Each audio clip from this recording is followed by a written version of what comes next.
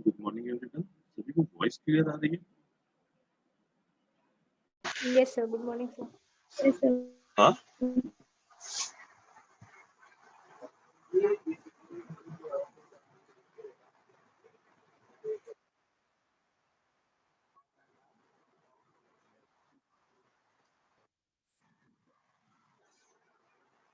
आवाज आ रही है बेटा? Yes, sir.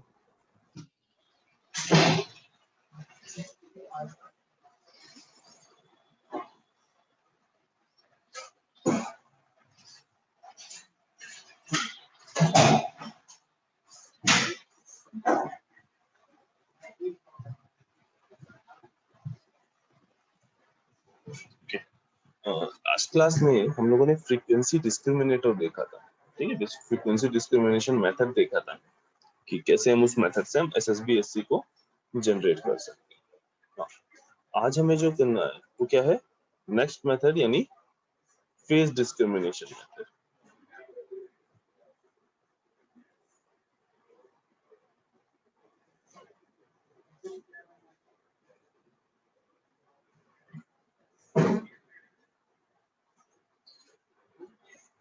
एक्चुअल में जब हमने फ्रीक्वेंसी डिस्क्रिमिनेशन मेथड देखा तो हमें एक चीज दिखाई दी कि भाई वहां पे जब आप एसएसबी एससी जनरेट करने के लिए जो आप बैंड पास फिल्टर यूज कर रहे हो, वहां पे एक मेजर प्रॉब्लम हमें दिखाई दी कि भाई बैंड पास फिल्टर की कुछ प्रैक्टिकल लिमिटेशन है। उसकी वजह से अगर आप कोई ऐसा सिग्नल भेजते हो जिनके लोअर साइड बैंड और अपर साइड बैंड के बीच में एक पर्टिकुलर फ्रीक्वेंसी गैप नहीं है, तो ऐसे सिग्नल को अगर आप जब डीमॉड्यूलेट करोगे एसएससी एससी में, जब डीमॉड्यूलेट करोगे तो उस टाइम पे वहां पे एरर आने के काफी चांसेस हैं, क्योंकि जो लोअर साइड बैंड है हमने इसमें देखा था यहाँ पे कि ये पार्ट जो है वो कहीं ना कहीं जब तुम डीमॉड्यूलेशन कर रहे होगे तो ये पार्ट डीमॉड्यूलेशन के टाइम पे सिग्नल को डिस्टॉर्ट करने की कोशिश करेगा। इसकी वजह से सिग्नल प्रॉपरली हमें रिसीव नहीं होगा। ठीक, नेक्स्ट। और तभी हमने यहाँ पे बात की थी कि भाई हम अगर कोई ऐसा सिग्नल ले, सिग्नल जैसे मैसेज सिग्नल तुम्हारा कुछ इस तरीके का हो, ये इस तरह का अगर मैसेज सिग्नल ले, ठीक है? एक मैसेज सिग्नल, देखो दोनों मैसेज सिग्नल में डिफरेंस क्या है? ये मैसेज सिग्नल अगर केवल पॉजिटिव फ्रीक्वेंसीज में बात करें तो ये मैसेज सिग्नल एक लो पास सिग्नल है, ठीक है? 0 से एफएम के बीच में दिखाई दे रहा है, जबकि ये वाला सिग्नल जो है एक बैंड पास सिग्नल है, ठीक है? With in a frequency band ये एग्जिस्ट कर रहा है, ठीक? तो ऐसे लो पास जो सिग्नल होंगे जो 0 से कुछ पर्टिकुलर फ्रीक्वेंसी में एग्जिस्ट कर रहे हैं, वो वाले सिग्नल तुम्हारे एसएसबी एससी मॉड्यूलेशन उसमें यूज नहीं किया जाता है ऐसे सिग्नल्स में। क्यों? क्योंकि डीमॉड्यूलेशन की वजह से डीमॉड्यूलेशन के टाइम पे डिस्टॉर्शन हमें देखने को मिलता है। वहां पे हम इस तरह के अगर मैसेज सिग्नल है जिसका फ्रीक्वेंसी स्पेक्ट्रम इस तरह से, मीनिंग जो एग्जिस्ट कर रहा है with in a band of frequency, 0 से के काफी नियर बाई एफए नहीं है अगर तो, ठीक है? ऐसा है कि एफए की जो वैल्यू है वो 0 से अप्रोक्स 10 हर्ट्ज 20 हर्ट्ज, मतलब 0 से थोड़ी ज्यादा है, ठीक? तो ऐसे केसेस में मीनिंग ये जो यहाँ पे जो हमने देखा, ये जो अपर साइड बैंड और लोअर साइड बैंड के बीच में ये जो गैप दिखाई दे रहा है, ठीक है? ये जो फ्रीक्वेंसी गैप है ये होना काफी जरूरी है। अगर ये होगा तो ही हम easily frequency discrimination method apply कर सकते हैं। अब नेक्स्ट मेथड क्या है तुम्हारा? फेज डिस्क्रिमिनेशन, ठीक? इसको समझने के लिए तुम्हें वो इक्वेशन याद रखनी रहेगी जो हम लोगों ने लास्ट में एकदम लास्ट में हमने जो फाइंड आउट की थी एसएसबी एससी की इक्वेशन,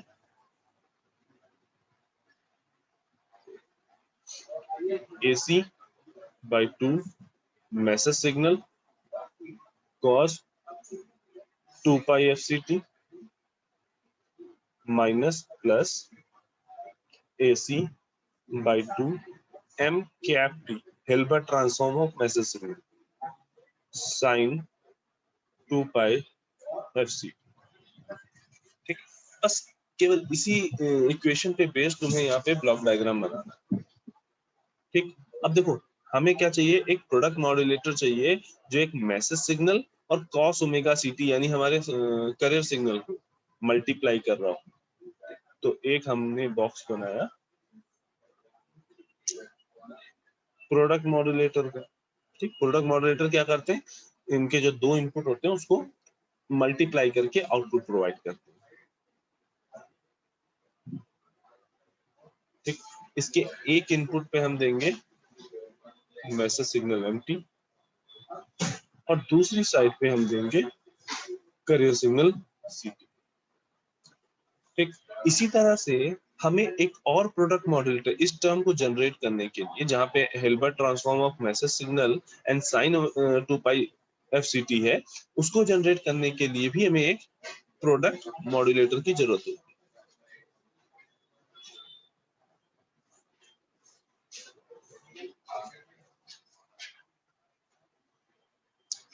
ना, यहाँ पे हमने सीटी क्या लिया है, एसी कॉस 2 पाई एफसीटी। ना, अब अगर हमें AC sin 2 पाई FCT इस प्रोडक्ट मॉड्यूलेटर को हमें एक साइड से m कैप टी देना है, यहां से जो इनपुट देना है वो क्या होना चाहिए, m cap T Hilbert transform of message signal, और इधर से जो इनपुट देना है वो क्या होना चाहिए, AC sin 2 पाई FCT। ठीक, अब हम दो अलग अलग ऑसिलेटर्स ना लगा के यहाँ पे क्या कर रहे हैं,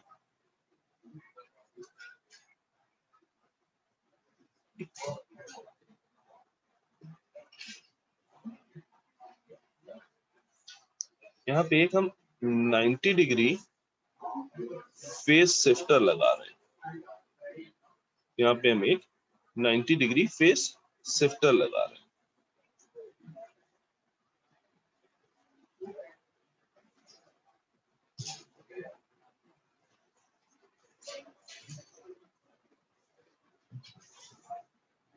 जो तुम्हारा क्या है, लोकल ऑसिलेटर है।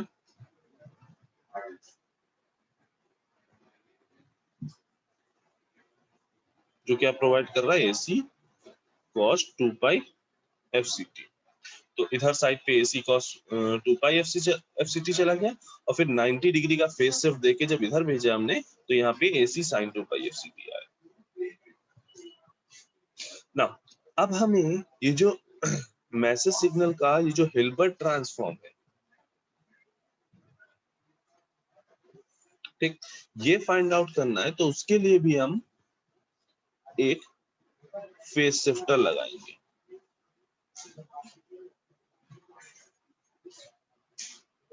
Wide band 90 degree phase shifter. ठीक, एक 90 डिग्री फेज शिफ्टर देंगे जो क्या करेगा, मैसेज सिग्नल का हिल्बर्ट ट्रांसफॉर्म फाइंड आउट करेगा। क्या करेगा, मैसेज सिग्नल का हिल्बर्ट ट्रांसफॉर्म फाइंड आउट करेगा। ठीक, यहाँ से ये मैसेज सिग्नल हम सप्लाई कर रहे हैं, यहाँ पे जो इनपुट में जाएगा वो एमटी आएगा, और जो आउटपुट में आएगा वो क्या आएगा, एम कैप टी। क्लियर?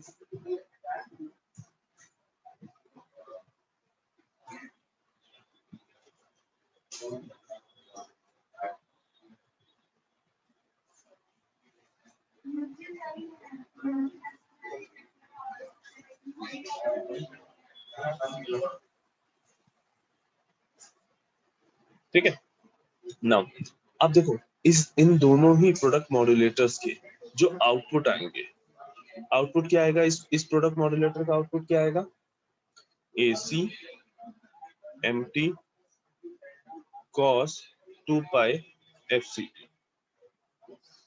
ठीक, इसी तरह से इस प्रोडक्ट मॉड्यूलेटर का आउटपुट क्या आएगा, A C M cap T sine 2 pi f c t. Correct ना, अब इन दोनों को हम एक समर में सप्लाई करेंगे।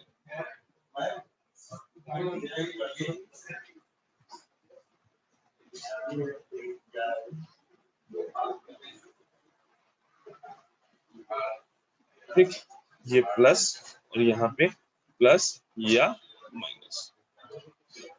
अब अगर देखो दोनों प्लस प्रोवाइड करोगे दैट मीन्स तुम्हें लोअर साइड बैंड मिलेगा, और ये वाला प्लस रहे और ये वाला माइनस रहेगा तो तुम्हें अपर साइड बैंड मिलेगा। और एट लास्ट हमें मिलेगा क्या, हम आउटपुट में क्या ले सकते हैं, एसएसपी।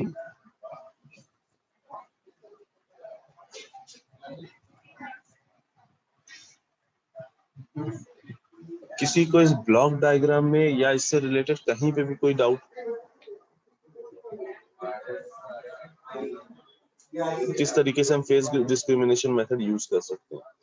सिंपली हमने दो प्रोडक्ट मॉड्यूलेटर लिए, दोनों प्रोडक्ट मॉड्यूलेटर के इनपुट डिफरेंट है। इनपुट कैसे हमने दिया, ये इक्वेशन देख के, एक में mt into cos omega ct दे दिया, mt into AC cos omega ct, और दूसरे वाले में 90 डिग्री फेज शिफ्टर लगा के, क्योंकि कॉस ओमेगा 2 पाई fct का 90 डिग्री का फेज शिफ्ट लोगे तो साइन 2 पाई fct मिलेगा, राइट।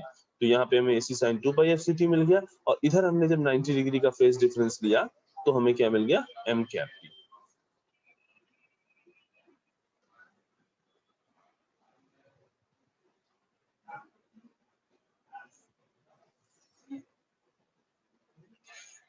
अब ये तो हमें दिख गया कि भाई फेस डिस्क्रिमिनेशन मेथड में एक अच्छी चीज है कि हाँ भाई यहाँ पे जो वो फ्रीक्वेंसी डिस्क्रिमिनेशन में जो दिक्कत आ रही थी वो यहाँ पे नहीं दिखाई दे रही है, ठीक। बट यहाँ पे प्रॉब्लम एक अलग थी। प्रॉब्लम ये थी कि भाई ये जो 90 डिग्री फेस शिफ्टर हमने नाम तो लिख दिया, बट क्या हमारे पास ओरिजिनली हमारे पास कोई ऐसी प्रैक्टिकल डिवाइस है जिससे हम 90 डिग्री फेस शिफ्ट दे सकते? तो इन जनरल इस फेस शिफ्ट को देने के लिए हम एक आरसी सर्किट यूज करते हैं।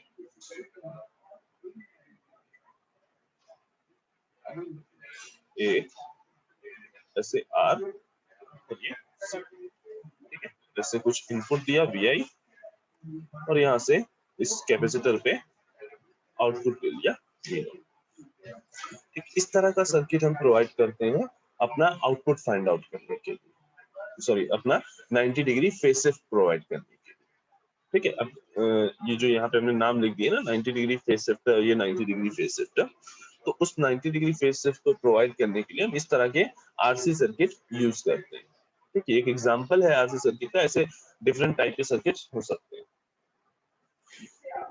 नाउ अब इसका जब अगर तुम इसका अगर तुम फाइंड आउट करो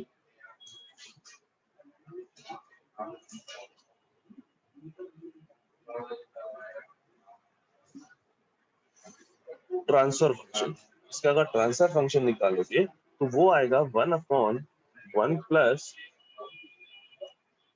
j 2 पाई RC, सॉरी 2 पाई f RC। यहाँ पे f वो फ्रीक्वेंसी है जो इस इनपुट vi जो सिग्नल है vit, ठीक, इस सिग्नल को प्रोवाइड करने की वजह से,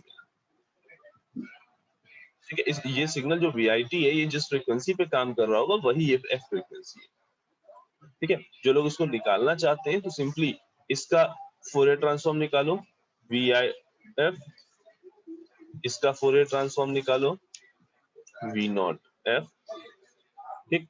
अब कैपेसिटेंस का जब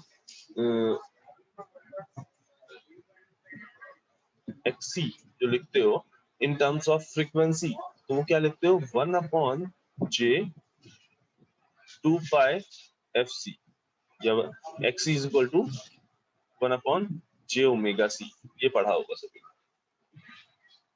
ठीक।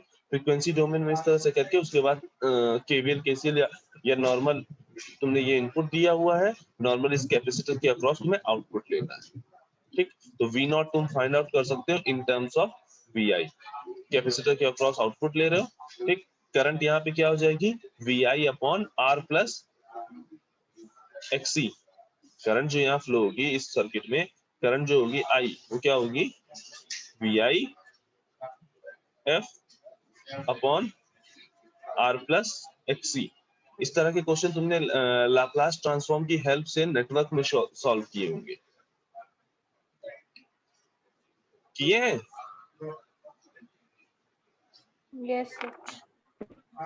ठीक है, तो इजिली यहाँ से वी नॉट तुम in terms of V I find out कर सकते हो। वो तुम्हारा आएगा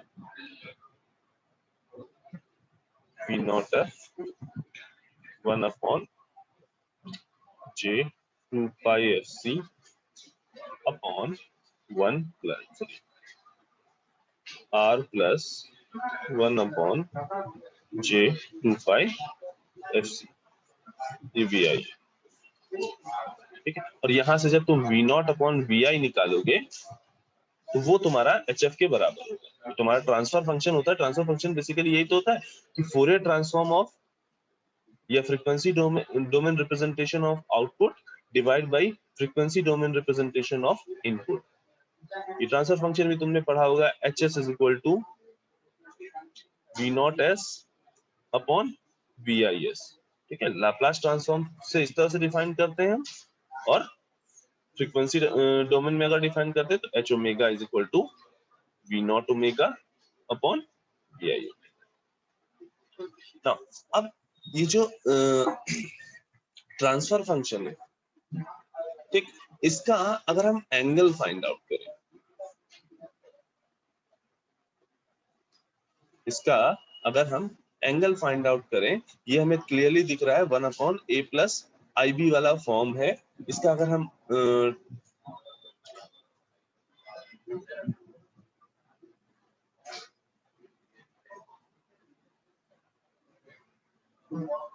एक मिनट, 1 प्लस ए प्लस आई बी वाला फॉर्म है।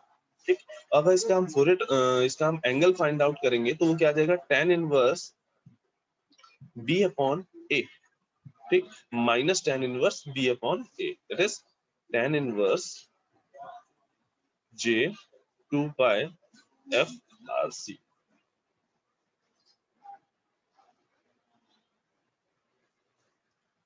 ठीक, एंगल जो तुम्हारा इस सर्किट का है वो कितना आया, minus tan inverse j 2 pi f r c।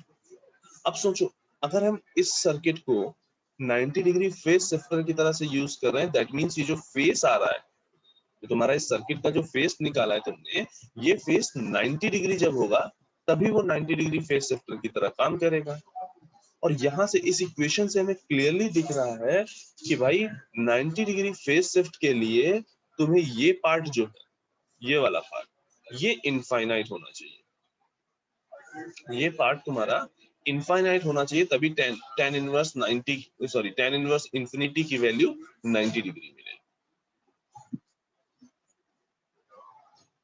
तो यहाँ पॉइंट बस इतना समझना था हमें कि भाई ये जो हम फेज शिफ्टर भी ले रहे हैं, ठीक है, फेज डिस्क्रिमिनेशन मेथड में जो फेज शिफ्टर्स हम ले रहे हैं, इनकी भी अपनी लिमिटेशन है।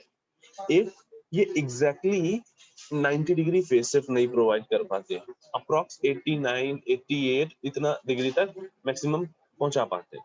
ठीक है, बट और दूसरी चीज हमें क्या दिख रही है कि जो इसका फेज शिफ्ट, ये जो फेज शिफ्टर हम यूज कर रहे हैं, ये कहीं ना कहीं फ्रीक्वेंसी डिपेंडेंट है। इनको जो आपने इनपुट सिग्नल दिया है, उस इनपुट सिग्नल की फ्रीक्वेंसी पे डिपेंडेंट है। ये डिफरेंट फ्रीक्वेंसी को डिफरेंट फेज शिफ्ट देंगे। ठीक, तो ऐसा तो है नहीं कि हमें एक बार एक सर्किट हमने डिजाइन किया मॉड्यूलेशन के लिए, मतलब हर मैसेज सिग्नल के लिए तुम 1 बाय 1 सर्किट तो नहीं डिजाइन करोगे कि भाई ये इनका मैसेज सिग्नल है तो ये 100 हर्ट्ज पे है, 100 हर्ट्ज वाले मैसेज सिग्नल के लिए एक बार डिजाइन किया, फिर अचानक से देखा अरे कोई किसी ने 200 हर्ट्ज पे भी मैसेज सिग्नल भेजा है, तो आप उसके लिए अलग से डिजाइन करो। क्यों? क्योंकि भाई सबको तो 90 डिग्री फेज शिफ्ट प्रोवाइड कराना है, और 90 डिग्री फेज शिफ्ट तभी प्रोवाइड करा पाओगे जब प्रॉपर फ्रीक्वेंसी यहाँ पे एफ की वैल्यू प्रॉपरली रखोगे। तो हर फ्रीक्वेंसी के लिए ये फेज अलग अलग देगा सर्किट, तो हमें हर फ्रीक्वेंसी के अलग अलग सर्किट डिजाइन करना पड़ेगा। या ये कहें कि भाई ये जो फेज डिस्क्रिमिनेशन मेथड है, ये सिंगल टोन मॉड्यूलेशन के लिए तो ठीक है, बट मल्टी टोन मॉड्यूलेशन के लिए ये बिल्कुल बेकार है।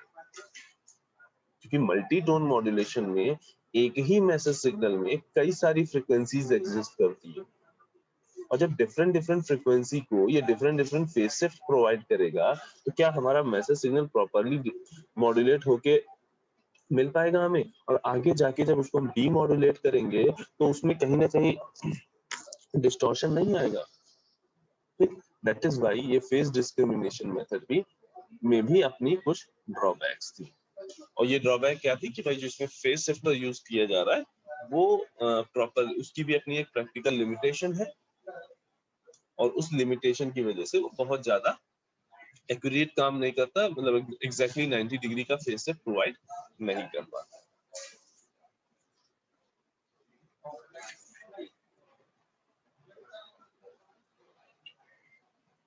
फेज फ्रीक्वेंसी डिस्क्रिमिनेशन मेथड का हम लोगों ने ड्रॉबैक देखा था कि वहां पे बैंड पास फिल्टर की अपनी एक लिमिटेशन थी, ठीक है।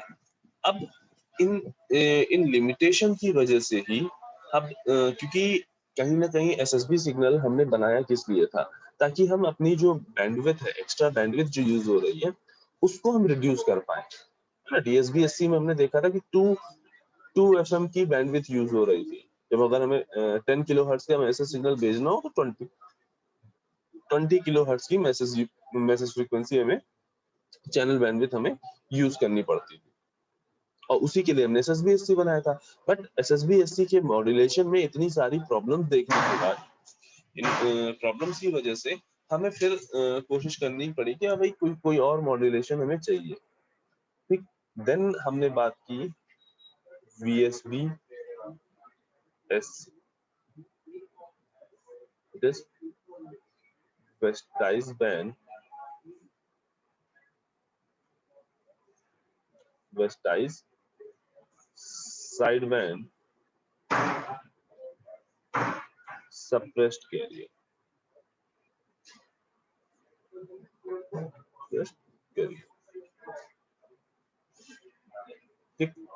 फर्स्ट पॉइंट कि यहाँ पे हमने थोड़ा सा कंप्रोमाइज किया, मीनिंग जो एसएसबीएससी की ड्रॉबैक थी कि भाई वहां पे जो बैंड पास फिल्टर था वो प्रॉपरली काम नहीं कर रहा था। देखो फेज डिस्क्रिमिनेशन मेथड तो अब ऐसे ही बेकार हो गया, क्योंकि वहां पे दिक्कत क्या है कि भाई जो फेज डिस्क्रिमिनेशन मेथड है इन जनरल वो 90 degree phase shift properly provide नहीं करेगा। वहां जो फेज शिफ्टर लगा है उसका जो फेज है, जो वो फेज शिफ्ट प्रोवाइड कर रहा है वो फ्रीक्वेंसी डिपेंडेंट है।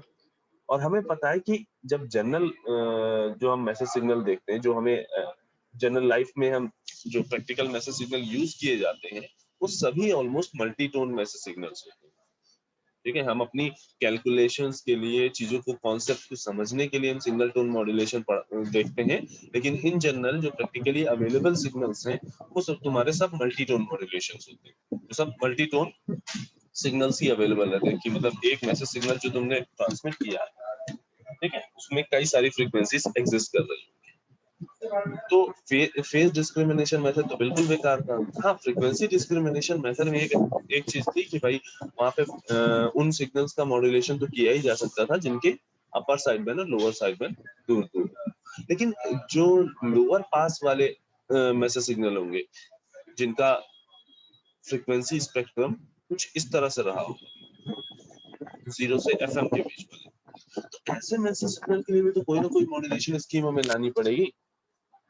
अब उस केस में हमने क्या किया कि भाई देखो डीएसबीएससी से मॉड्यूलेशन तो हो जा रहा था ऐसे सिग्नल्स का, बट वहां पे बैंडविड्थ ज्यादा यूज हो रही थी। एसएसबीएससी में बैंडविड्थ तो कम हो रही यूज हो रही है, बट इसमें डिस्टॉर्शन आ जा रहा है, तो दोनों के बीच का रास्ता यूज किया गया। मीनिंग अब हम जो ये वीएसबीएससी यूज कर रहे हैं, यहाँ पे बैंडविड्थ, यहाँ पे बैंडविड्थ जो होगी वो इन बिटवीन होगी डीएसबीएससी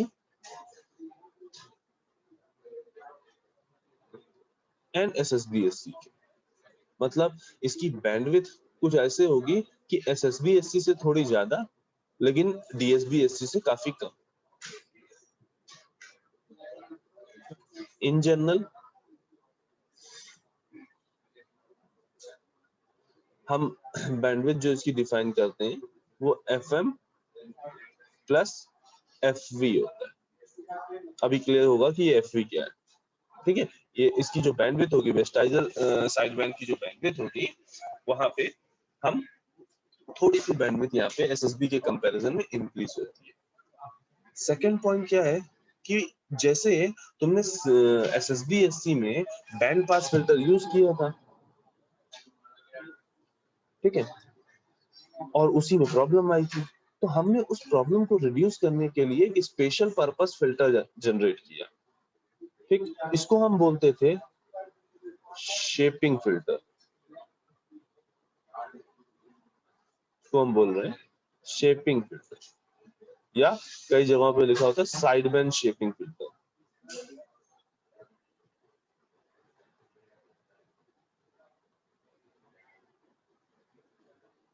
ठीक, तो ये जो वहां पे बैंड पास फिल्टर यूज हो रहा था, यहाँ पे साइड बैंड, यहाँ पे शेपिंग फिल्टर यूज हो रहा है। ठीक, बस इतना ही डिफरेंस है। जब अभी जनरेशन देखोगे तो जनरेशन में इतना ही डिफरेंस आ रहा है कि जहाँ पे जैसे अभी हमने फ्रीक्वेंसी डिस्क्रिमिनेशन मेथड में जहाँ पे हमने बैंड पास फिल्टर लगाया था, वहां पे हम यहाँ अब क्या करेंगे, शेपिंग फिल्टर लगाएंगे। ठीक, अच्छा, ये जो फिल्टर है इसकी अपनी एक प्रॉपर्टी है। ठीक, let's say transfer function of shaping filter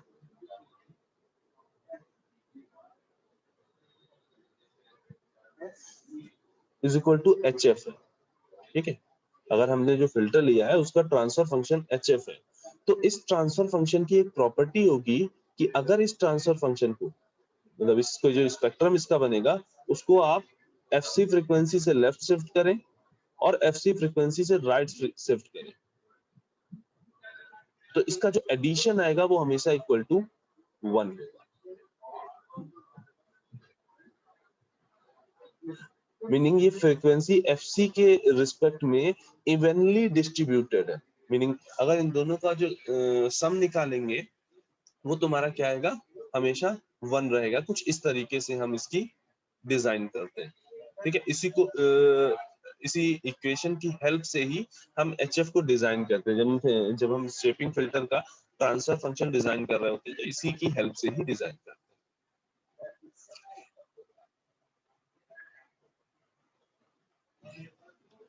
तो इन जनरल अगर हम बात करें कि हम जनरेशन हमें कराना है VSB-SC का, तो उसके लिए हम क्या करेंगे, एक प्रोडक्ट मॉड्यूलेटर लेंगे, ठीक, उस प्रोडक्ट मॉड्यूलेटर में CT और एक MT, ये मैसेज देंगे। हमने प्रोडक्ट मॉड्यूलेटर लिया, ठीक, इसका जो आउटपुट आएगा यानी DSB-SC,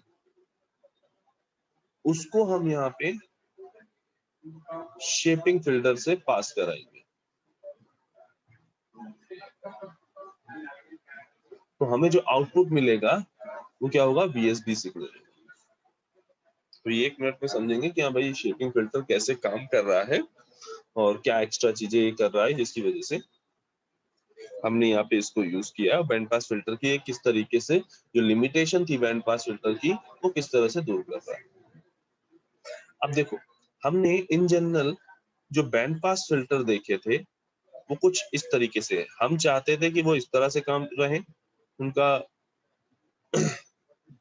FC से FC प्लस FM के बीच में ये ऐसे स्टेप डाउन हो, है ना, ये जो एग्जैक्टली उसी फ्रीक्वेंसी पे ये स्टेप डाउन, बट हो क्या रहा था, वो स्टेप डाउन ना होके ऐसा तो बन रहा। और यही हमारी समस्या थी, जो एक्स्ट्रा वाला पार्ट ये जो है ये हमारी समस्या थी, ठीक। तो अब इसी प्रॉब्लम को लेके जो ये एक्स्ट्रा वाला पार्ट आ रहा है, हमने इसी को ध्यान में रखते हुए जो अपना शेपिंग फिल्टर डिजाइन किया है वो कुछ इस तरीके से डिजाइन किया। यहाँ देखो, ये हमने पहले से बना के रखा हुआ है, ठीक है। ये जो तुम्हारे HF है, HF का जो ट्रांसफर फंक्शन है वो कुछ इस तरीके से हमने बनाया है। कुछ पर्टिकुलर फ्रीक्वेंसी तक इसका गेन कांस्टेंट है, देन कॉन्स्टेंटली डिक्रीज कर रहा है, कॉन्स्टेंटली डिक्रीज कर रहा है, और जिस जिस स्लोप से यहाँ पे डिक्रीमेंट होगा सेम स्लोप से यहाँ पे भी डिक्रीमेंट होगा।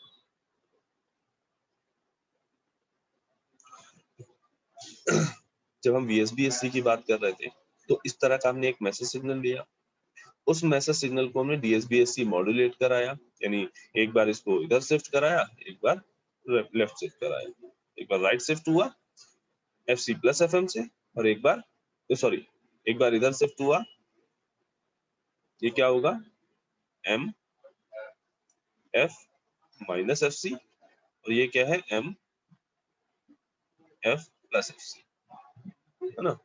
इस तरह से हमने दोनों साइड शिफ्टिंग कराई तो हमें ये DSBSC सिग्नल मिला। अब हम यहाँ पे जो DSBSC सिग्नल को पास करा रहे हैं बैंड पास फिल्टर से, यहाँ देखो बैंड पास फिल्टर से नहीं, हम पास करा रहे हैं जब ये शेपिंग फिल्टर से, और ये जो शेपिंग फिल्टर है इसका जो हमने ट्रांसफर फंक्शन लिया वो कुछ इस तरीके से, ठीक, मीनिंग एक पर्टिकुलर फ्रीक्वेंसी के बाद वो ऐसे डिक्रीज होता हुआ दिखाई दे रहा है। तो इससे फायदा क्या हुआ कि भाई देखो जो हमारे बैंड पास फिल्टर की प्रैक्टिकल लिमिटेशन थी उसको तो हम क्लियर कर लिए कि हाँ भाई हम ये तो नहीं कर सकते कि हमारा जो हमारा जो फिल्टर का गेन है वो एग्जैक्टली FC और FC प्लस FM पे एग्जैक्टली उसी फ्रीक्वेंसी पे 1 से 0 हो, वो तो प्रोवाइड नहीं कर सकते, बट हाँ कुछ ऐसे स्लोप में, ठीक, ऐसे डिक्रीजिंग ऑर्डर में धीरे धीरे ऐसे हम इस तरीके का प्रोवाइड कर सकते हैं।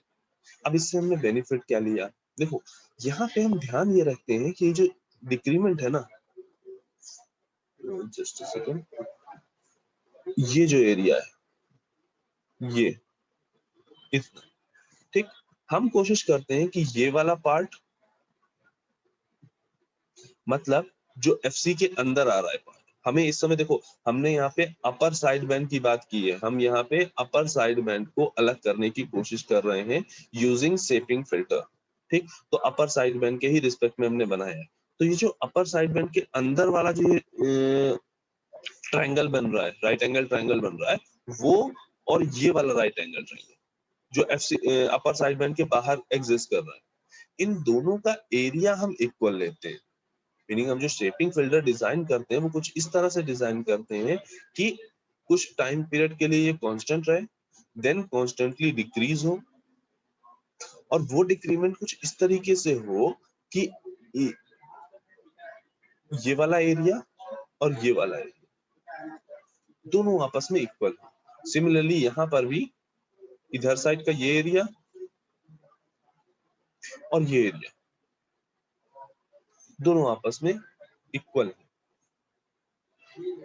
ठीक, इक्वल क्यों रखना ये भी अभी हम आराम से देखते हैं कि कैसे हम इस एरिया को इक्वल रख के हम इजिली डीमॉड्यूलेट कर सकते हैं और हमारा डिस्टॉर्शन भी नहीं होगा। सेम यही काम यहाँ पे भी कर रहे हैं, ध्यान देना, ये हमें अपर साइड बैंड लेना है तो ये हो गया FC, ये हो गया FC प्लस FM, आधा पार्ट इसका जो टिल्टेड वर्जन है उसका आधा पार्ट यहाँ पे होगा और आधा पार्ट यहाँ पे होगा, और इन दोनों का ही जो दोनों ट्रायंगल बन रहे हैं उन दोनों का ही एरिया इक्वल है ना। अब जब इस फिल्टर से, ये इस टाइप के फिल्टर से हम इस सिग्नल को, इस DSBSC सिग्नल को पास कराएंगे तो देखो आउटपुट में क्या आएगा, इस पॉइंट तक ये, इस पॉइंट के आगे तो कुछ लेना नहीं है, तो देखो ये वाला पूरा पार्ट, ये जितना ये वाला पार्ट है, ठीक, एक तो ये आएगा, ठीक है, लेकिन क्योंकि यहाँ देखो ये वाला पार्ट जो है, ये वाला एरिया, यहाँ पे गेन 0 है, ठीक है, क्योंकि यहाँ पे ऐसे ये डिक्रीज हो रहा है गेन, ठीक, तो इस एरिया वाली जो फ्रीक्वेंसीज होंगी, यानी इस एरिया का जो पार्ट होगा तुम्हारा मैसेज सिग्नल का, ठीक, DSBSC सिग्नल का, वो पार्ट एक बैंड शेपिंग फिल्टर से पास नहीं हो पाएगा। एक बार विजुअलाइज करने की कोशिश करना, तभी ये चीज समझ में आएगी, अदरवाइज ये समझ में नहीं आएगा, ठीक है। जब इस फिल्टर से इसको पास कराओगे तुम्हें कुछ इस तरह का आउटपुट मिलेगा, ठीक है, मीनिंग ये तुम्हारा आउटपुट होगा, इतना पार्ट जो ग्रीन ग्रीन दिख रहा है, ये पार्ट, ठीक, ये वो पार्ट है जो इस एरिया की वजह से पास नहीं हो पा रहा है। ये जो यहाँ पे हमने शो किया है, ये वाला इतना पार्ट, ठीक, ये पार्ट वो है जो इसकी वजह से यहाँ पे ट्रांसमिट नहीं हो पा रहा है, ठीक। और ये जो एक्स्ट्रा इधर देखो, ये देखो, ये वाला एरिया जो एफसी के आगे वाली जितनी फ्रीक्वेंसी है, यहाँ वाला एरिया, ये तुम्हारा लोअर साइड बैंड में एंटर कर रहा है, मतलब यहाँ कहीं का एरिया कुछ ले रहा है, ठीक है, इतना, तो इतना पार्ट उसने लोअर साइड बैंड से ले लिया। एग्जैक्टली हुआ क्या यहाँ पे कि जितना पार्ट ये टिल्ट की वजह से जो पार्ट अपर साइड बैंड का यहाँ पे पास नहीं हो पाया, उतना ही पार्ट लोअर साइड बैंड का यहाँ पे ट्रांसमिट हो गया। एक्चुअल में इसी वजह से हमने इधर साइड का जो एरिया था वो दोनों का सेम लिया था, ठीक। तो जो पार्ट, कुछ पार्ट जितना एरिया यहाँ से ट्रांसमिट नहीं हो पाया, उतना ही यहाँ पे लोअर साइड बैंड का एरिया ट्रांसमिट हो गया। सिमिलरली यहाँ पे भी जब देखोगे तो ये कुछ इस तरह से दिखाई देगा।